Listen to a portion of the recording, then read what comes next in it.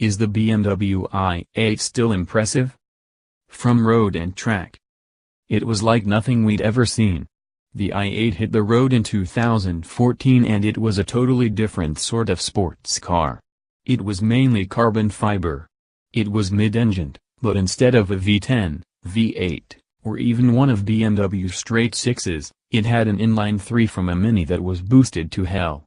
And it was a plug-in hybrid. In some ways, the carbon construction and hybrid powertrain made it similar to the Porsche 918, McLaren P1, and LaFerrari. The difference was that it cost 1/10 the price. When it came out, we hailed it as a triumph, as a vision of the future today, and a car that still had its quirks. It was a complex car, but a clear win for BMW, particularly in the publicity department. The i8 was everywhere from tech sites to fashion mags. Celebrities were seen in them and people who never cared about a car in their lives were talking about it.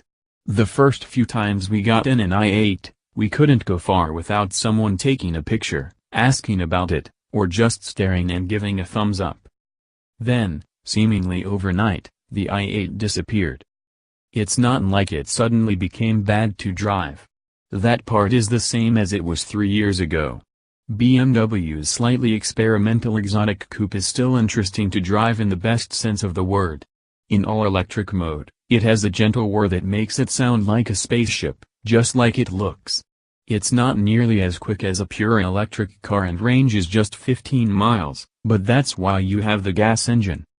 In sport mode, the electric motors in 1.5-liter 3-cylinder combine to make 367 horsepower and instant torque. Any gaps left by the gas engine are filled with power from the electric motors. It makes the i8 far quicker than you'd think it would be.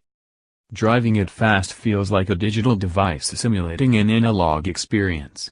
The engine noise being piped into the cabin is fake, the steering is electric and can be vague, and the whole electric motor boost thing is freaky. As Chris Harris said in our first drive, sometimes something that looks like a second gear corner is actually far faster if you do it in third and rely on the torque. It's a weird, but wonderful, experience. It's also not like the i8 suddenly looks boring. There still aren't very many cars that attract as much attention as an i8.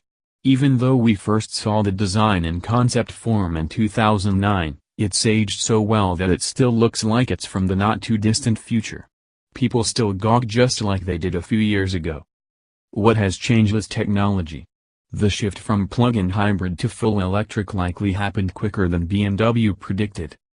While the carbon fiber construction and lightweighting of the i8 is more relevant than ever, batteries have evolved to a point where 15 miles of range isn't something BMW can tout as a feature on its top-of-the-line offering in the i-range. Particularly when Chevrolet has an electric car that costs $35,000 and goes 240 miles on a charge. In fact, the $143,400 i8 is the most expensive PHEV on the market, other than the obscenely quick Porsche Panamera Turbo SE Hybrid, by nearly $45,000. Then there's performance. When it was released, the i8's acceleration numbers were comparable to the quickest EVs of 2014, like the Tesla Model S P85D, with a 0 to 60 time of right about 4 seconds.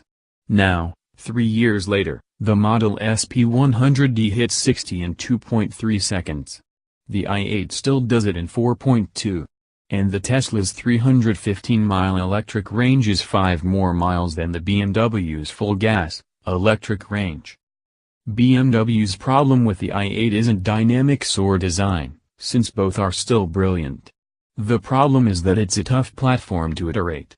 Tesla has upgraded the batteries and controllers in its cars numerous times in the last few years to make them obscenely fast and almost eliminate the range anxiety discussion. The i8 also has the unenviable task of competing with full electric cars and traditional sports cars.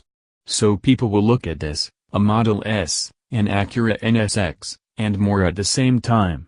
It's a tall order when there are full electric cars that get upgraded battery packs every year and newer sports cars, like the NSX, that have had more time to hone the performance hybrid setup. That puts BMW in a tough spot. The i8's features that were touted when it was released don't hold the same clout they once did, but an increase in range and power would help make it buzzworthy again. That would once again give BMW a car that's as technically impressive as it is impressive to drive. Thank for watching video. Please like and subscribe.